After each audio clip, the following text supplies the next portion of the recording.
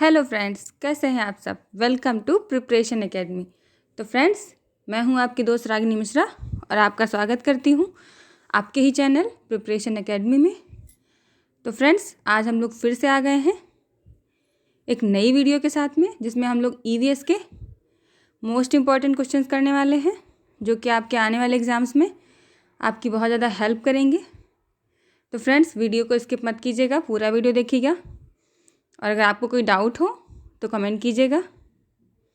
और अगर आपको ये वीडियो अच्छा लगे, आपके एग्ज़ाम्स के लिए थोड़ा सा भी हेल्पफुल लगे, तो प्लीज़ वीडियो को लाइक कर दीजिएगा, अपने फ्रेंड्स के साथ में शेयर कर दीजिएगा और चैनल को सब्सक्राइब कर लीजिएगा। तो फ्रेंड्स, आपको तो पता ही है कि 9 जनवरी से एग्ज़ाम स्टार्ट हो जाएंगे सीटेट के। तो चलिए, हम लोग ज़्यादा समय नहीं लेंगे और अपना वीडियो शुरू करेंगे। चलिए हम लोग स्टार्ट करते हैं आज का वीडियो। तो फ्रेंड्स, हमारा पहला क्वेश्चन है, तरुण भारत संघ एक ऐसी संस्था है जो जल के संरक्षण के लिए कार्य करती है। तो सबको पता ही होगा, ये बात तो सबको पता ही है कि जो तरुण भारत संघ है वो एक संस्था है और वो जल संरक्षण के लिए वर्क कर रही है इन इंडिया। ठीक है, तो इस संस्था के प्रधान निम्न में से कौन है। तो इस संस्था के जो चेयरपर्सन है, जो चेयरमैन है, वो कौन है, इस ऑप्शन में आपको देख के बताना है। तो ऑप्शन दे रखा है हम लोग को। ऑप्शन है पहला मेधा पाटकर, तो मेधा पाटकर तो नहीं है। सुंदरलाल बहुगुणा, तो ये भी नहीं है। राजेंद्र सिंह, ये हो सकते हैं। और पीसी जोशी, ये भी नहीं है। और तो इसमें जो ऑप्शन सी है यही हमारा राइट हो जाएगा। जो राजेंद्र सिंह है वो तरुण भारत संघ से जुड़े हुए हैं और जल संरक्षण के लिए ये कार्य करते हैं। और फ्रेंड्स, आपको पता ही होगा, जो मेधा पाटकर और सुंदरलाल बहुगुणा हैं, ये दोनों किससे जुड़े हैं, वन संरक्षण से जुड़े हैं।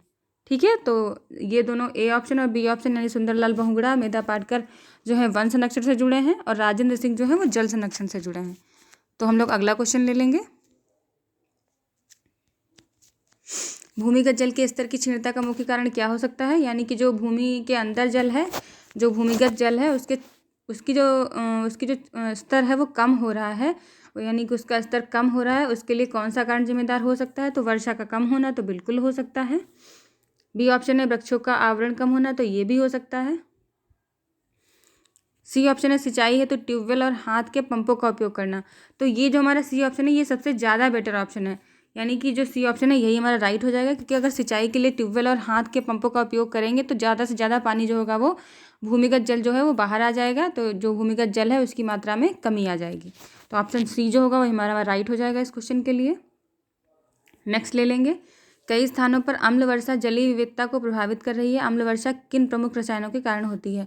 यानी कि जो अम्ल वर्षा होती है, एसिड रेन, वो किन कारणों से होती है, कौन से ऐसे पदार्थ होते हैं या कौन से ऐसे रासायनिक पदार्थ होते हैं जिनके कारणों से होती है, जिनकी अधिकता हो जाती है या जो उस अम्ल वर्षा के माध्यम से पृथ्वी पर आते हैं, तो वो आपको बताना है। तो ऑप्शन दे रखे हैं हाइड्रोक्लोरिक अम्ल और सल्फ्यूरिक अम्ल।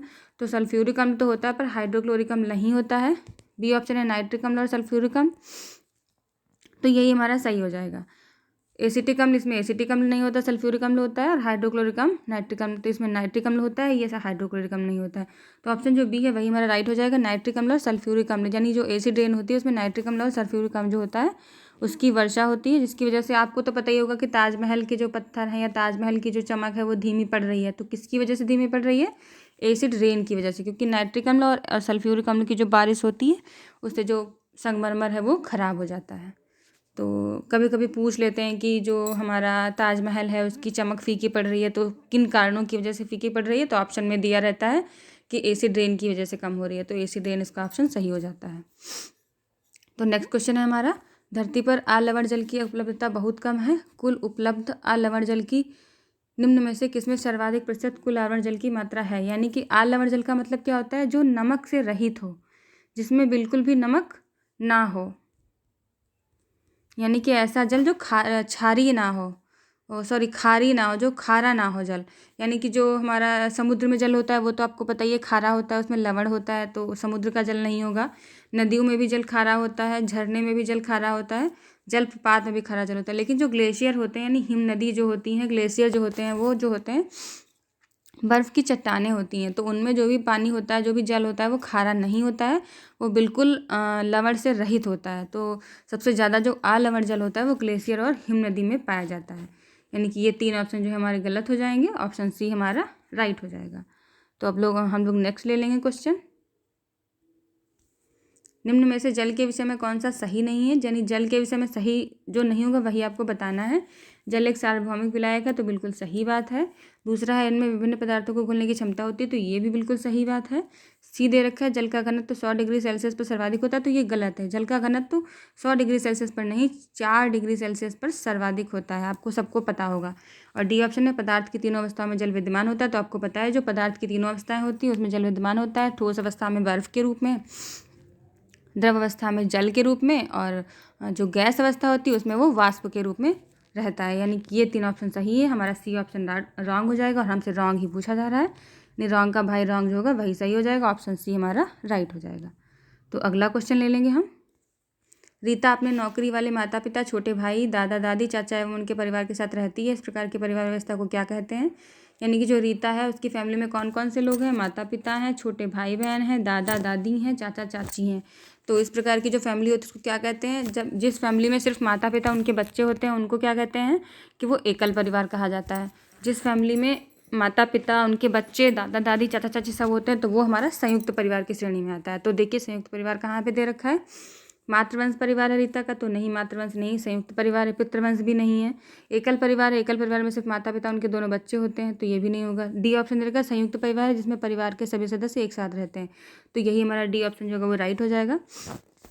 क्योंकि रीता जो है वो अपनी अपनी जो है संयुक्त फैमिली में रहती है, उसमें दादा दादी चाचा चाची मम्मी पापा भाई बहन सभी साथ साथ रहते हैं। ठीक है फ्रेंड्स, तो नेक्स्ट ले लेंगे हम लोग क्वेश्चन अपना। पैने, चपटे एवं चौड़े आगे के दांतों वाले पशुओं की भोजन के लिए प्राथमिकता भिन्न होती है। ये पशु कौन सी खाद्य संबंधी प्राथमिकता को चुनेंगे?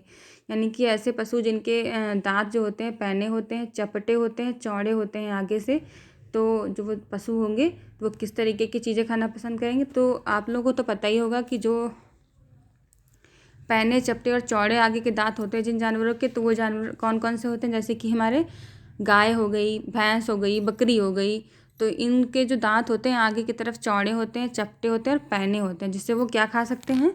पशुओं का मांस नहीं खाएंगे, वो घास एवं शाक जो होती है उसको चबाने में उनको आसानी होती है। यानी कि जब दांत पैने होंगे, चपटे होंगे और चौड़े होंगे तो वो घास और शाक को आसानी से चबा पाएंगे। और वही आप देख लीजिए शेर, चीता वगैरह जो मांसाहारी पशु होते हैं उनके दांत नुकीले होते हैं, जिससे कि वो मांस को तोड़ के या उसको चीर के खा पाएँ। तो ऑप्शन जो बी हमारा होगा वो इसमें राइट हो जाएगा। घास और शाक खाना पसंद करेंगे ऐसे दांतों वाले पशु, उनका भोजन होता है ये। अगला है हमारा, जो पौधे खारे जल वाले क्षेत्रों में उगते हैं उन्हें क्या कहा जाता है? जो पौधे खारे जल वाले क्षेत्रों में उगेंगे उनको क्या कहेंगे? उनको हम लोग कहेंगे लवण मृदोद्भिद। यही हमारा सही ऑप्शन है। समोद्भिद नहीं होगा, मरुद्भिद नहीं होगा, आतपोभिद भी नहीं होगा। यानी कि ऑप्शन ए सही हो जाएगा, लवण मृदोद्भिद। यानी खारा पानी, ऐसा पानी जिसके अंदर जल के अंदर लवण की अधिकता हो, अर्थात नमक उसमें पाया जाता हो, तो वहाँ पे जो पौधे पाए जाएंगे उनको हम लवण मृदोद्भिद कहेंगे, या फिर हैलोफाइट कहेंगे, या तो फिर खारे पानी में उत्पन्न होने वाले पौधे कहेंगे। ठीक है फ्रेंड्स, तो ऑप्शन ए हमारा राइट हो जाएगा। अगला क्वेश्चन है, जो रंग चित्र किसी कथा का चित्रण करते हैं जिनमें केवल प्राकृतिक रंगों का उपयोग किया जाता है, उस चित्रकला को चित्रकाठी कहते हैं। तो चित्रकला कहाँ से संबंधित है? तो आपको बताना है कि जो चित्रकाठी है, चित्रकाठी चित्रकला जो है वो कहाँ के लिए प्रसिद्ध है? तो महाराष्ट्र के लिए है, राजस्थान के लिए, आंध्र प्रदेश के लिए, कश्मीर के लिए। तो ऑप्शन ए हमारा राइट हो जाएगा। ये महाराष्ट्र की चित्रकला है। जो चित्रकाठी चित्रकला होती है वो महाराष्ट्र में मतलब बनाई जाती है। और फिर दीवारों पर जो घर के रंग, जो घर में बनाए हुए रंग होते हैं, देसी रंग होते हैं, उनके द्वारा चित्र बनाए जाते हैं। मनुष्यों के या देवी देवताओं की जो चित्र होते हैं वो बनाए जाते हैं दीवारों पर, तो वो हमारी चित्रकाठी चित्रकला कहलाती है, जो महाराष्ट्र से संबंधित है। अगला क्वेश्चन है, उन आदिवासी वर्गों की पहचान कीजिए जो हिमालय प्रदेश भारत के मूल निवासी हैं। यानी जो हिमालय प्रदेश में रहते हैं वो कौन से आदिवासी जनजाति है? संथाली जनजाति है, गद्दी जनजाति, गौड़ जनजाति है, सहाविया जनजाति। तो जो हमारे हिमाचल प्रदेश में और हमारे श्रीनगर जम्मू की तरफ रहते हैं, तो वो जो जनजाति है वो गद्दी जनजाति है। वो सबसे ज़्यादा हिमाचल प्रदेश यानी शिमला के इलाकों में, और ये श्रीनगर लद्दाख के इलाकों में पाई जाती है गद्दी जनजाति। तो ऑप्शन बी हमारा इसमें राइट हो जाएगा। अगला क्वेश्चन ले लेंगे हम, निम्न में से कौन सा मिजोरम का सबसे प्राचीन नृत्य रूप है? तो मिजोरम में तो आपको पता ही है, एनसीईआरटी में दिया गया है। मिजोरम में कौन सा नृत्य होता है? सत्रिया नृत्य होता है। तो सत्रिया तो असम में होता है, रॉफ नृत्य होता है तो रॉफ नृत्य भी नहीं होता है। चिराव नृत्य, यही चिराव नृत्य जो होता है वो मिजोरम में होता है। गरबा कहाँ होता है? गुजरात में होता है। ठीक है फ्रेंड्स, तो ऑप्शन सी हमारा सही हो जाएगा। जो मिजोरम का प्राचीन नृत्य है वो चिराव नृत्य है। नेक्स्ट क्वेश्चन है हमारा, तो हमारा नेक्स्ट क्वेश्चन है, भारत का सबसे बड़ा रेल मार्ग कौन सा है? तो ऑप्शन दे रखे हैं, कश्मीर से बेंगलोर, डिब्रूगढ़ से कन्याकुमारी, मिजोरम से गुजरात और महाराष्ट्र से मणिपुर। तो फ्रेंड्स आपको तो पता ही है, जो डिब्रूगढ़ से कन्याकुमारी जो हमारा रेल मार्ग है वो सबसे बड़ा रेल मार्ग है पूरे इंडिया का। तो ऑप्शन 20 में राइट हो जाएगा। अगला ले लेंगे हम लोग क्वेश्चन।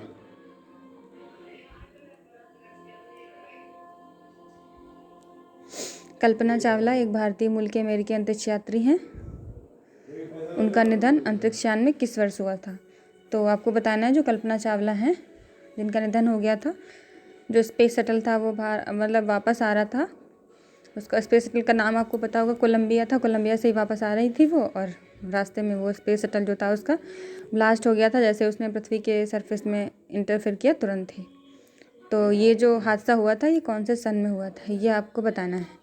तो ऑप्शन दे रखे हैं सन 2000, 1998, 2006 और 2003। तो इसमें जो ऑप्शन डी हो जाएगा वही हमारा सही हो जाएगा। 2003 में ये हादसा हुआ था जिसमें कल्पना चावला की डेथ हो गई थी। उनके साथ में उनके 6 और साथी थे, जो साथी में उनके साथियों की भी डेथ हुई थी। तो फ्रेंड्स हमारा अगला क्वेश्चन है, पक्षी विभिन्न प्रकार के घोंसले बनाते हैं तथा घोंसले बनाने के लिए विभिन्न स्थानों का चुनाव करते हैं। कौन सा पक्षी पेड़ के तनों में अपना घोंसला बनाते हैं? यानी कौन सा पक्षी है जो पेड़ के तने में घोंसला बनाता है? तो कौवा को तो पता है, कौवा पेड़ की ऊंचाई पे, सबसे ज़्यादा ऊंचाई पे घोंसला बनाने वाला जीव है, और वो कोयल के बच्चों को भी पालता है। बी हमारा है बसंत गौरी यानी बारबेट। हाँ, ये हो सकता है क्योंकि बारबेट जो पक्षी होता है वो पेड़ की जो तना होता है उसको खोद खोद के उसमें घोंसला बनाता है गोल। और सी हमारा होता है शक्कर खोला यानी सनबर्ड। जो सनबर्ड होता है वो लटका हुआ घोंसला बनाती है, पेड़ के टहनियों में लटका हुआ घोंसला जो बनाती है वो सनबर्ड बनाती है। और दर्जन पक्षी हमारा पत्तियों को सिल सिल के घोंसला बनाती है। तो इस क्वेश्चन के लिए हमारा जो ऑप्शन बी होगा वो सही हो जाएगा। बसंत गौरी यानी कि बारबेट पक्षी पेड़ के तने में घोंसला बनाता है। अगला हम लोग क्वेश्चन ले लेंगे। फ्रेंड्स, अगर आपको किसी क्वेश्चन में डाउट हो तो आप लोग कमेंट करके पूछिएगा, आपका डाउट क्लियर करने का पूरा प्रयास रहेगा। और फ्रेंड्स, अगर आपको ये वीडियो अच्छा लग रहा हो तो प्लीज़ लाइक कर दीजिएगा। तो हमारा अगला क्वेश्चन है, वैश्विक महामारी के समय में डॉक्टरों ने विटामिन सी से भरपूर भोजन ग्रहण करने की मात्रा को बढ़ाने के लिए कहा था। तो आपको तो पता ही है, जब भी कोविड-19 चल रहा था, तो अभी भी तो इस समय चल रहा है बट अभी थोड़ा कवर है। तो जब अभी भी बोल रहे हैं डॉक्टर्स की विटामिन सी से ज़्यादा आपको अटैच रहना है, जो भी आप खाएं उसमें विटामिन सी की मात्रा ज़्यादा हो। तो जो विटामिन सी है वो किस कारण से जो डॉक्टर्स हैं वो प्रिस्क्राइब्ड कर रहे हैं, ये आपको बताना है इस क्वेश्चन के अकॉर्डिंग। तो ऑप्शन ए दे रखा है दृष्टिवर्धक है, इसके लिए इसकी आवश्यकता है। तो हाँ, होता है बट नहीं, यहाँ पे इस क्वेश्चन के लिए नहीं है सही, तो ये यहाँ पे नहीं ऑप्शन होगा। बी ऑप्शन है दांतों और अस्थियों को स्वस्थ रखता है, तो ये भी सही ऑप्शन है बट कोविड-19 के लिए ये प्रिफर नहीं करेगा। इससे भूख बढ़ती है, तो भूख का कोई इसमें बात नहीं की जा रही है। डी ऑप्शन है संक्रमण के विरुद्ध लड़ने की ताकत प्रदान करता है, तो यही हमारा सही हो जाएगा। जो डी ऑप्शन है यही हमारा राइट है। जो विटामिन सी से भरपूर जो भोजन होता है या जो भी विटामिन सी से भरपूर चीज़ें होती हैं वो हमें संक्रमण के विरुद्ध लड़ने की ताकत प्रदान करती हैं। तो ऑप्शन डी हमारा राइट हो जाएगा। नेक्स्ट क्वेश्चन ले लेंगे हम लोग, जो भोजन हम खाते हैं उसका शरीर के अंदर क्या होता है? कक्षा 5 के विद्यार्थियों से इस विषय पर चर्चा करने के लिए शिक्षक ने कहा। शिक्षक का उद्देश्य क्या है? यानी कि जो टीचर है वो स्टूडेंट से कह रहा है कि हम जो भोजन खा रहे हैं, जो रोज़ खाते हैं, उस भोजन का शरीर में क्या होता है। तो इस विषय में आप लोग अपने अपने विचार बताइए। तो जो ये क्वेश्चन टीचर कर रहा है उसका उद्देश्य क्या हो सकता है?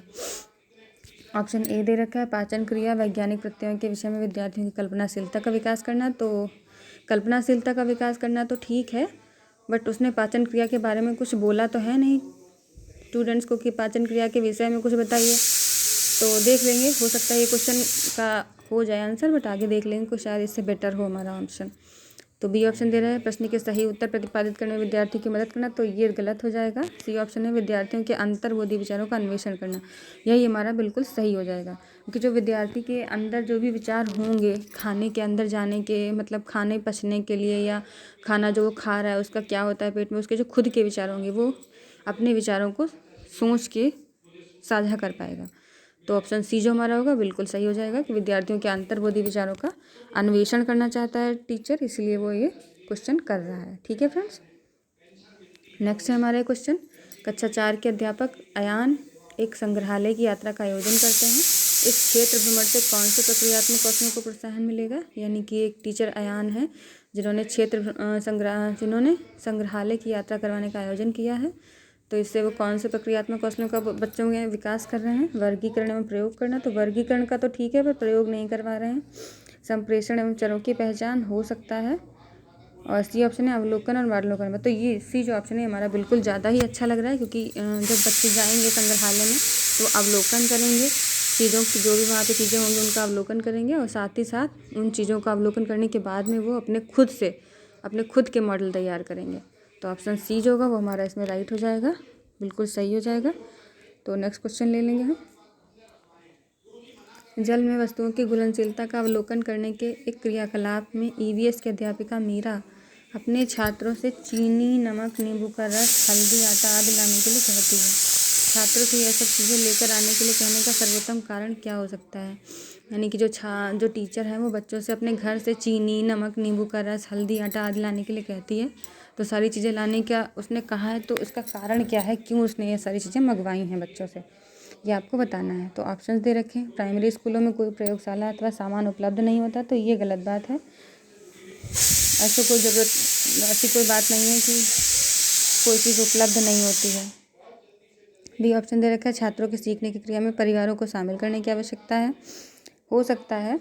और सी ऑप्शन देख लेंगे, छात्रों को सम्मिलित करना जिससे उनके ज्ञान का निर्माण आसानी से हो सके, तो ये बिल्कुल सही है। और छात्र अपने स्थानीय ज्ञान को स्कूल के ज्ञान से संबंधित कर सके, तो ये भी हमारा सही है। यानी कि ऑप्शन सी और डी हमारा, जो सी और डी है हमारा, यही सही हो जाएगा। बी ऑप्शन देख लेंगे कहाँ पे दे रखा है सी और डी। देखिए केवल सी और डी दे रखा है, सी, डी और बी भी दे रखा है, पर बी देख लेंगे एक बार। बी हमारा है, बी ऑप्शन छात्रों के सीखने की क्रिया में परिवारों को शामिल करने की आवश्यकता, तो बी हमारा नहीं होगा, सी और डी ही सही हो जाएगा। ऑप्शन ए हमारा राइट हो जाएगा। सी और डी ऑप्शन जो है बिल्कुल सही है। तो अगला क्वेश्चन हम लोग ले लेंगे।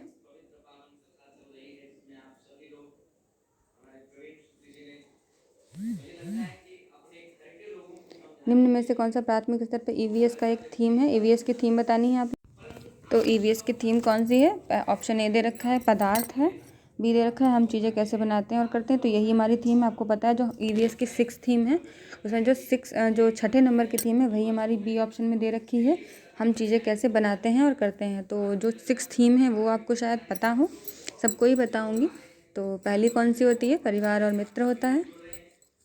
दूसरी होती है हमारी फूड, तीसरी होती है हमारी वाटर, चौथी होती है शेल्टर, पांचवी होती है ट्रैवल, और जो 6 होती है वो हमारी things we make and do, यानी हम चीज़ें कैसे बनाते हैं और करते हैं। ऑप्शन जो बी होगा इसमें हमारा बिल्कुल सही हो जाएगा। तो अगला क्वेश्चन ले लेंगे हम लोग। ये प्राथमिक स्तर के ईवीएस के पाठ्यचर्या के अनुसार विद्यार्थियों को हमारे देश के कुछ सामाजिक मुद्दों के प्रति संवेदनशील बनाया जाता है। पहचान करें कि निम्न में से किन सामाजिक मुद्दों को पाठ्यचर्या में लिया गया है, यानी कौन से ऐसे मुद्दे हैं जो हमारी ईवीएस की पाठ्यचर्या में शामिल किए गए हैं। तो ऑप्शन ए दे रखा है बाल मजदूरी, वर्ग असमानताएं, हो सकता है क्योंकि बाल मजदूरी को भी रखा गया है, और वर्ग असमानताएं यानी कि जो ऊंच नीच की भावना है या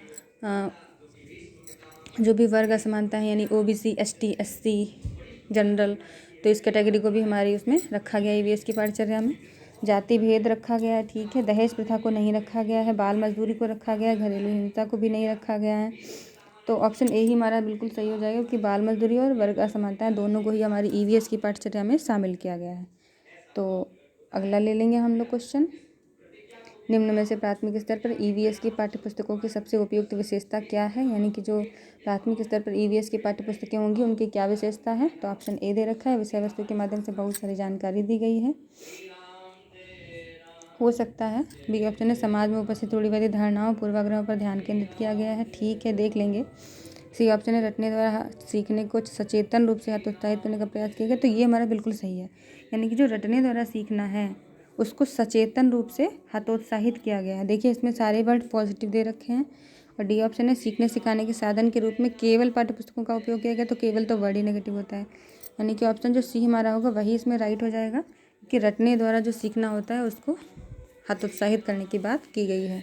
तो ऑप्शन सी हमारा बिल्कुल सही हो जाएगा। नेक्स्ट क्वेश्चन ले लेंगे हम। ईवीएस की पाठ्यपुस्तकों में कहानियों एवं वर्णन का उपयोग करने का सबसे उपयुक्त कारण कौन सा है? यानी कि अगर ईवीएस की पाठ्यपुस्तक में हम कोई कहानी दे रहे हैं या कोई वर्णन दे रहे हैं तो उसका मतलब उपयुक्त कारण उसका क्या है कि हम क्यों दे रहे हैं कहानियों को ईवीएस की पुस्तक में। तो ऑप्शन ए दे रखा है, कहानी अथवा वर्णन में पात्रों के साथ विद्यार्थी आसानी से तदानुभूति का अनुभव करते हैं। तो बिल्कुल सही बात है। बी ऑप्शन है, विद्यार्थियों को स्वयं कहानियों वर्णनों को पढ़ने में आनंद आता है। नहीं। सी है, कहानियों वर्णनों के माध्यम से शिक्षकों को पाठ संपादित करना आसान होता है। तो शिक्षक के लिए आसानी कुछ नहीं करेंगे हम, शिक्षक विषय वस्तु को आसानी से नाटक या भूमिका में रूपांतरित कर सकते हैं, तो शिक्षक कर सकते हैं। छात्रों की बात की जा रही है, तो ऑप्शन ए हमारा बिल्कुल सही हो जाएगा। यानी कि कहानी अथवा वर्णन में पात्रों के साथ विद्यार्थी जो होंगे आसानी से तदानुभूति का अनुभव कर सकते हैं, इसीलिए दिए जाते हैं। ईवीएस की पाठ्यपुस्तक में जो कहानी और वर्णन होते हैं, जैसे कि जो विद्यार्थी हैं वो उस कहानी को अपने जो निजी लाइफ है या अपने जो डेली के अनुभव हैं उनसे जोड़ के उस कहानी को देख सके, तो बच्चों को ज़्यादा सीखने को मिलेगा उससे। ठीक है फ्रेंड्स, तो हमारा अगला क्वेश्चन है, निम्न में से किस आवृत्ति का मूल्यांकन ईवीएस के सीखने सिखाने के लिए उपयुक्त है? यानी कौन सी तरीके का मूल्यांकन ईवीएस के लिए किया जाना चाहिए? तो प्रतिदिन मूल्यांकन किया जाना चाहिए, प्रतिमाह, 6 महीने, वर्ष के अंत में। तो वर्ष के अंत में यानी सबमिटिव हो जाएगा, 6 महीने में होगा वो भी सबमिटिव में आएगा, प्रतिमाह होगा वो ठीक है, बट प्रतिदिन वाला जो मूल्यांकन है वो सबसे बेटर है। यानी बच्चे को जो रोज़ पढ़ाएंगे उसका रोज़ का रोज़ ही आकलन कर लेंगे, तो बच्चा जितना सीखेगा वो टीचर को पता चल जाएगा उससे कि बच्चा किस तरीके से सीख रहा है और उसको क्या दिक्कतें आ रही हैं, तो वो अगले दिन से अपना उस चीज़ में अपनी जो प्लानिंग है उसको चेंज कर देगा, जिससे कि बच्चे को ज़्यादा से ज़्यादा समझ में आए, ज़्यादा से ज़्यादा सीखने को मिले। तो ऑप्शन ए जो होगा वो सही हो जाएगा। ईवीएस के लिए हमें प्रतिदिन का आकलन यूज़ करना चाहिए, जो ज़्यादा अच्छा होगा बच्चे के लिए। अगला क्वेश्चन है हमारा, एक ईवीएस की अध्यापिका मीरा को शांत कक्षा पसंद है तथा वह अपने विद्यार्थियों को कहती है कि वे बैठकर अपना अपना कार्य करें। यानी कि जो ईवीएस की अध्यापिका है उसको शांत कक्षा पसंद है, तो अपने जो बच्चे हैं उनसे कहती है कि वो अपना अपना कार्य करें बिना किसी से बात करें। तो उसके जो विद्यार्थी होंगे किस चीज़ से वंचित रह जाएंगे? तो बहुबुद्धि से वंचित रह जाएंगे। तो बहुबुद्धि की बात नहीं की, अवलोकन यानी सीखने से वंचित रह जाएंगे, देख के सीखने से तो ये भी नहीं है, व्यक्तिगत सीखना है, व्यक्तिगत तो स्वयं करके सीखना है तो ये भी नहीं है, सहपाठी द्वारा सीखना ये सही हो जाएगा, क्योंकि जब बच्चे एक दूसरे से बात नहीं करेंगे तो अपने जो विचार होंगे वो इंटरेक्ट नहीं करेंगे एक दूसरे से, अपने विचार नहीं साझा कर पाएंगे, इसलिए जो सहपाठी द्वारा सीखना होगा उससे बच्चे वंचित रह जाएंगे। तो ऑप्शन डी हमारा बिल्कुल राइट हो जाएगा। अगला क्वेश्चन है हमारा, शिक्षक द्वारा पूछे गए प्रश्नों के उत्तर के लिए निम्न में से कौन सी युक्तियाँ विद्यार्थियों के आकलन के लिए सही हैं? यानी कौन सी युक्तियाँ आकलन के लिए बिल्कुल सही हैं? तो ऑप्शन ए दे रखा है, उत्तरों का मूल्यांकन सही गलत के रूप में उनके अंक संख्यात्मक हो, तो गलत हो जाएगा। उत्तरों का मूल्यांकन सही गलत के रूप में कभी नहीं करेंगे। बी ऑप्शन दे रखा है, उत्तरों में छात्रों के मूल विचारों का मूल्यांकन गुणात्मक हो, तो बी ऑप्शन बिल्कुल सही है हमारा। और छात्रों के अनुभवों का मूल्यांकन गुणात्मक हो, तो ये भी सही है। बी और सी हमारा बिल्कुल सही ऑप्शन है। देख लेंगे बी और सी कहाँ दे रखा है, ये देखिए सी ऑप्शन में दे रखा है बी और सी, यही हमारा सी ऑप्शन जो है वो राइट हो जाएगा। तो नेक्स्ट क्वेश्चन है हमारा, भोजन विषय पढ़ाते हुए सुनीता एक पर्यावरण अध्यापिका की निम्नलिखित में से कौन सी युक्ति छात्रों में अन्वेषण प्रकृति को बढ़ावा देगी? यानी कि जो टीचर है वो भोजन विषय पढ़ा रही है, तो कौन सी युक्ति है जो अन्वेषण प्रवृत्ति को बढ़ावा देगी बच्चों में? बच्चे यानी खोज के सीखना सीखें, उसके लिए बच्चों को बढ़ावा कौन सी युक्ति देगी? तो ऑप्शन दे रखा है, अच्छा स्वास्थ्य बनाए रखने के लिए छात्र क्या खाएं इसके लिए अनुदेशन देना। नहीं, हाँ ठीक है, देख लेंगे आगे। बी ऑप्शन है, छात्रों को विभिन्न क्षेत्रों के भोजन पदार्थों के चित्रों का संग्रह करने के लिए कहेगी। चित्र का संग्रह करने के लिए नहीं कहेगी, अगर हाँ भोजन संग्रह करने के लिए कहती तो सही हो जाता, तो ये नहीं होगा हमारा। सी ऑप्शन है, भोजन के विभिन्न स्रोतों को चित्र दिखाना, तो चित्र दिखा देगी बच्चे को, बच्चे भूल जाएंगे, तो इससे बच्चे सीखेंगे कुछ नहीं। डी ऑप्शन है, छात्रों के परिवार व समुदाय के सदस्यों से भोजन की विविधता की पसंद नापसंद पर चर्चा के लिए प्रेरित करेंगे, तो ये डी ऑप्शन बिल्कुल सही हो जाएगा। यानी कि जो बच्चा होगा वो अपने घर में जाएगा, अपने परिवार में, अपने संबंधियों में भोजन की विविधता के बारे में बात करेगा, उनकी पसंद नापसंद के बारे में पूछेगा, तो उसे ज़्यादा नॉलेज मिलेगी कि भोजन किस तरीके का होता है, कितने टाइप का होता है, किस किस तरीके से बनाया जाता है, किस किस को क्या पसंद है, तो नई नई चीज़ें उसको सीखने को मिलेंगी। तो ऑप्शन डी ही हमारा, जो ऑप्शन डी है हमारा, ये हमारा बिल्कुल राइट हो जाएगा। ठीक है फ्रेंड्स, तो हम अगला क्वेश्चन ले लेंगे अपना। रोनाल्ड रॉस की कहानी को पर्यावरण अध्ययन की पाठ्यपुस्तकों में स्थान दिया गया है। जो रोनाल्ड रॉस हैं उनकी कहानी को स्थान दिया गया है। तो रोनाल्ड रॉस के बारे में आप लोग जानते हैं, रोनाल्ड रॉस ने क्या किया था, जो मलेरिया का टीका है उसके बारे में खोज करके बताया था कि अगर मलेरिया हो जाए तो उसमें टीका लगाने के लिए जो टीका बनाया वो रोनाल्ड रॉस ने बनाया था। तो उनके बारे में ये दिया गया है हमारे ईवीएस की पाठ्यपुस्तकों में। तो उसको देने का क्या उद्देश्य है ये पूछ रहे हैं आपसे। तो ऑप्शन ए दे रखा है, विद्यार्थियों को खोज के लिए प्रेरित करना, तो बिल्कुल सही है। विद्यार्थियों को मलेरिया और मच्छर में संबंध जोड़ने में सहायता करना, तो मलेरिया और मच्छर में संबंध जोड़ने में सहायता करना देख लेंगे। सी ऑप्शन में वैज्ञानिक कैसे कार्य करते हैं उनको दृष्टिगत करना, तो सी ऑप्शन भी सही है। यानी कि ए बी सी तीनों ऑप्शन सही हो जाएंगे हमारा। मलेरिया और मच्छर में संबंध जोड़ने के लिए सहायता करेगा बच्चों की, यानी ऑप्शन डी दे रखा है, ए बी और सी, ये हमारा सही हो जाएगा। तो हम लोग नेक्स्ट ले लेंगे क्वेश्चन। ये हमारा थर्ड लास्ट क्वेश्चन है फ्रेंड्स। निम्नलिखित वाक्यों में से इकाई योजना के लिए सबसे उचित विशेषता पहचानिए, यानी जो इकाई पाठ योजना होती है उसके लिए कौन सी विशेषता है। ऑप्शन ए दे रखा है, पाठ के 10 से अधिक पाठ योजना का संकलन है, तो नहीं, ये बिल्कुल गलत है। प्रत्येक पाठ के लिए सीखने सिखाने की क्रियाकलापों का ब्यौरा है, तो ये भी नहीं है। विषय वस्तु के बड़े भाग की गहन योजना है, तो ऑप्शन सी सही हो जाएगा। यानी कि जो भी विषय वस्तु है उसके जो बड़ा भाग होता है उस बड़े भाग को छोटे भाग में तोड़ के एक पाठ योजना बनाई जाती है, जिसको इकाई पाठ योजना कहते हैं, जिससे कि छात्रों को समझाने में आसानी होती है। तो ऑप्शन सी हमारा बिल्कुल राइट हो जाएगा। अगला ले लेंगे हम लोग क्वेश्चन। निम्नलिखित में से कौन सी युक्ति भाषा सीखने में कठिनाइयों वाले विद्यार्थियों को पर्यावरण अध्ययन सीखने के लिए सबसे उचित है। तो ऑप्शन ए दे रखा है, अगर कोई बच्चा है जिसको भाषा सीखने में कठिनाई होती है तो उसके लिए ईवीएस सिखाने के लिए सबसे उचित क्या होगा।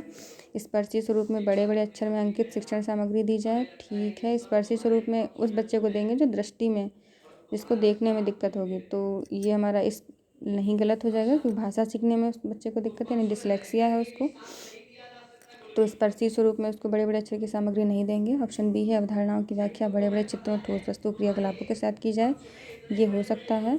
और सी ऑप्शन है, श्रवण सामग्री के रूप में पाठ्यपुस्तक वस्तु देना, तो ये भी नहीं होगा। श्रवण सामग्री के रूप में देंगे उन बच्चों को जो आंखों से उनको दिक्कत होगी। विद्यार्थी को कक्षा में प्रथम पंक्ति में बैठने का प्रबंध करेंगे, तो ये भी नहीं होगा। ऑप्शन बी हमारा बिल्कुल राइट हो जाएगा। यानी कि जो भी बच्चा है जिसको भाषा सीखने में कठिनाई होती है उसके लिए अवधारणाओं की व्याख्या जो होगी बड़े बड़े चित्रों और ठोस वस्तुओं और क्रियाकलापों के साथ करेंगे, जिससे कि बच्चे को ज़्यादा समझ में आए। तो ऑप्शन हमारा जो बी होगा वो बिल्कुल राइट हो जाएगा इस क्वेश्चन के लिए। फ्रेंड्स, हम अपना लास्ट क्वेश्चन ले लेंगे। थीम यात्रा में बछेंद्री पाल के पर्वतारोहण के अनुभवों के वर्णन को सम्मिलित किया गया है। इन्हें सम्मिलित करने के क्या कारण हो सकते हैं। यानी बछेंद्री पाल जो हैं उनके जो भी अनुभव रहे हैं उनके पर्वतारोहण के, तो उनको सम्मिलित किया गया है हमारी जो थीम है यात्रा, यानी वो उसमें ट्रैवल में। तो इसका क्या कारण हो सकता है, क्यों सम्मिलित किया गया है उनकी थीम को, उनके मतलब पर्वतारोहण के अनुभवों को। तो ऑप्शन ए दे रखा है, अध्याय लिंग रूढ़िबद्धता के प्रति चुनौती है, तो बिल्कुल सही बात है। बहुत सारे लोगों का सोचना है कि जो पर्वतारोहण वाले कार्य हैं या तो ये सारे लड़के ही कर सकते हैं, लड़कियां नहीं कर सकती हैं, तो ये बिल्कुल सही बात है कि जो लड़की हैं बछेंद्री पाल, तो उनके अनुभव जो है वो रूढ़िबद्धता को चुनौती देंगे, बिल्कुल सही बात है। बी ऑप्शन है, यह अध्याय पर्वतों की ऊंची चोटियों को मापने पहुंचने आई चुनौतियों का वर्णन करता है, तो ये भी सही बात है। यानी कि बच्चे समझ सकेंगे कि अगर किसी पर्वत की चोटी पर जाते हैं तो कौन कौन सी चुनौतियां आती हैं, तो उसको भी बच्चे समझ सकेंगे। सी ऑप्शन है, यह अध्याय सामूहिक कार्य के महत्व की व्याख्या करता है, तो ये भी बिल्कुल सही है। बछेंद्री पाल पूरी टीम के साथ में गई थी, तो टीम वर्क की महत्ता को यहाँ पे दर्शाया जाएगा। और डी ऑप्शन है, यह अध्याय एक अनुकरणीय आदर्श को प्रस्तुत करेगा, तो डी भी हमारा बिल्कुल सही हो जाएगा कि जो भी उनका आदर्श है, बछेंद्री पाल के जो भी अनुभव है वो अनुकरणीय है। तो ऑप्शन डी भी हमारा राइट हो जाएगा। यानी कि ए, बी और सी, डी चारों ही ऑप्शन सही हैं। तो ऑप्शन ए में देखिए दे रखा है ए, बी, सी, डी, तो ऑप्शन ए ही हमारा इस क्वेश्चन के लिए राइट हो जाएगा। तो फ्रेंड्स, हमने भी 30 क्वेश्चन किए हैं ईवीएस के, जो कि प्रीवियस ईयर के ही ऑनलाइन मोड में ही पूछे गए क्वेश्चन हैं। तो फ्रेंड्स, आशा करते हैं कि ये क्वेश्चन आपको आपके एग्ज़ाम में बहुत ज़्यादा हेल्प करेंगे।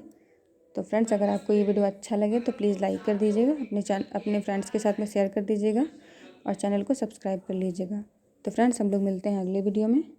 तब तक के लिए आप अपना ध्यान रखिए और अपनी प्रिपरेशन जारी रखिए। Thank you friends.